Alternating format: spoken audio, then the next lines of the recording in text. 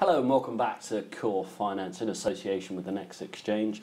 I'm joined today by Noel, Lyons, CEO of Karoo Energy. Thank you very much for coming onto the show today. Would you mind just explaining to our viewers and investors just a little bit of a history about Karoo and where you operate and how you make your money, most importantly? Okay, well, thank you. It's good to be here, and I always relish the opportunity to talk about Karoo Energy. We're a UK PLC listed on the NEX exchange, but our assets are based in Botswana. We have 6 licenses in Botswana, all for gas. 4 of them are for shale gas, and the other 2 are for coal bed methane, CBM. And we've been operating in Botswana now for the last 4 years, almost 5 years, we're very happy with the way the progress is going on the ground in Botswana. And with regards to these licenses, what stage are you at? You mentioned obviously 6 licenses. Are you at the point of drilling at the moment in any of those? No, so we're at the very early stage. So the licenses were issued. So we focus mainly on the shale gas licenses. And the licenses were issued in 2 years ago now, just 2 years ago. So we've done the first 2 years of a 4-year work program on each of those 4 licenses. So we're 50% of the way, but actually the main work program is centered on the second 2 years, the second half of the license program. So the major work is underway, or is about to start at the moment. And that work really consists of verifying the data that we've accessed already and coming to an estimated resource of the gas we have in the ground. That's our target for the rest of this year. And timescales, you mentioned the rest of this year. Are you expecting that to come through by the end of 2017? No, I would say when I say the rest of this year, it's the rest of the license year, which ends in June 2018. So we will, we're very optimistic that within the next 3 to 6 months we will have estimated resources on the 4 shale gas licenses. And obviously you'll be updating the market as and when they come through. We will give a running commentary on the work we're doing, when we're doing it, what the results are. Obviously they need to be independently verified before we come to a resource number, but we have the partners to do that. And you mentioned 6 licenses. Do you think that will expand, or will you focus in on these licenses and obviously as and when they expire look to renew if that is necessary? I think it's important for your viewers to understand, and any current or potential investors to understand, that when I say 4 licenses, they cover an area of 150,000 square kilometres. So it's probably the biggest shale gas project in the world at the moment, far bigger than any of the individual projects in the US, for example. Well, that's huge. I mean, from a geographic scale, that's incredible. It's enormous, and it's in a basin. It's in the Karoo Basin, and the Karoo Basin in South Africa has estimated resources, significant estimated resources of shale gas. I don't want to quote numbers because I can't really get them independently verified, but they're significant, and we're expecting to follow on the same, because it's the same basin. In fact, not only is it the same basin, but in Botswana, which is further inland on the continent of Africa, it looks like, based on the information we have to date, that the geology is even more mature, and that we're coming across what are referred to in geology terms as marine shale. And marine shale is an incredibly positive sign when it comes to exploring shale gas. Good stuff. Well, good luck with that. If would you look to move from an exploration company into a production company? What's the game plan? We have an even bigger, more ambitious plan than that. We ultimately want to provide electricity. So at the moment, just to give you a summary of how things work in Africa, in southern Africa, Botswana imports a significant amount of their electricity, mainly from South Africa. They do have coal-fired power plants, but they're difficult to run and they're difficult to finance now. People are going more and more towards cleaner sources of energy.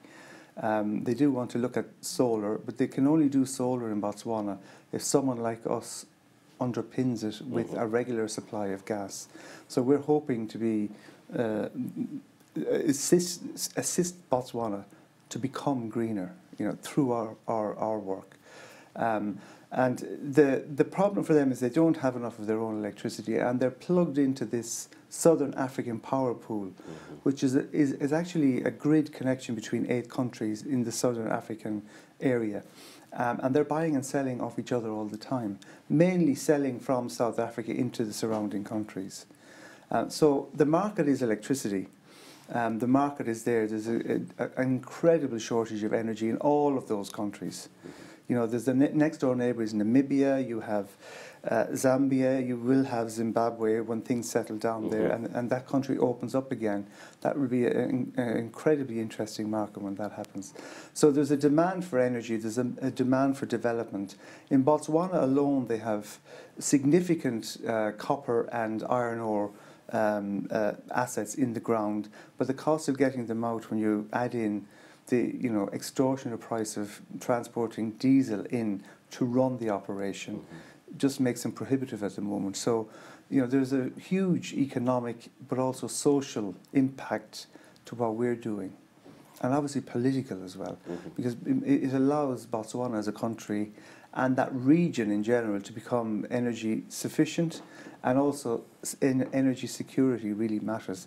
So that, and when I say security, I mean that they can guarantee an investor that they're going to have a secure source of electricity for the foreseeable future. And helping Botswana get to that stage, I assume on the back of that, it helps you with regards to government backing and dealing with officials. And do you find it easy operating in Botswana? Well, yes, is the answer to that. I mean, they refer to Botswana as the Switzerland of Africa. It's got, it's the world headquarters of diamonds. So De Beers have, been headquartered there for several years now. They have their diamond operation there. So it has one of the highest GDPs for any African country on that continent. It's very stable, politically very stable, socially very stable, and economically very stable. So it's a very, very good place to work from.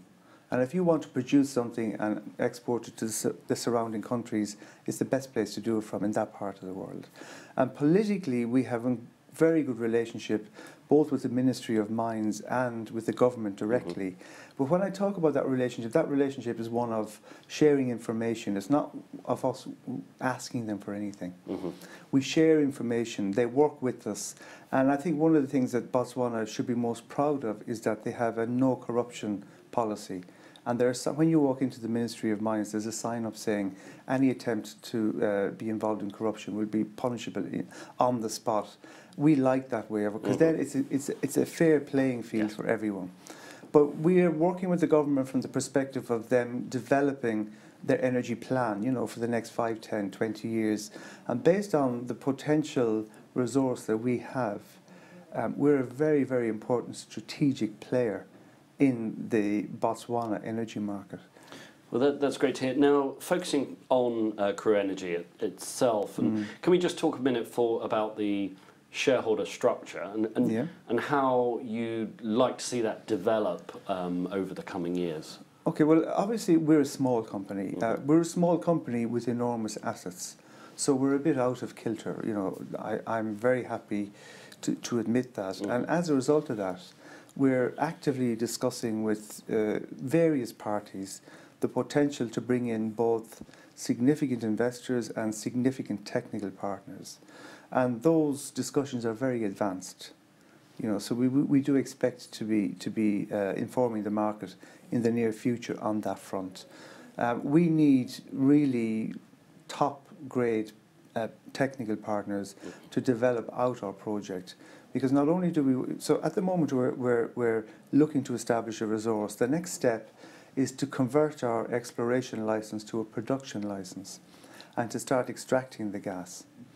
And then the next step is, in fact, to build a gas-fired power plant in Botswana.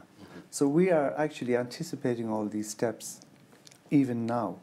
And we're talking to the people who can help us deliver that project. Understood. I'm not going to press you on any particular names or developments. I couldn't disclose that at the moment anyway. And I mean, you've touched on it quite a lot, obviously, about the the strategy and the game plan and the roadmap Yeah. for Karoo. Can you just briefly point out any key moments that investors should be looking for over the next 12 months? As I say, you've already highlighted some dates, but just to pin those down. I mean, I think there are going to be three significant developments in the next 6 months. Mm-hmm. One will be probably the announcement of a technical partner, coupled with the announcement of a significant investment partner. Mm-hmm.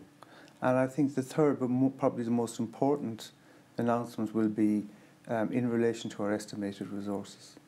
And that's within the next 6 months. Mm-hmm. Once we have estimated resources, the game changes, the whole project changes. Yes.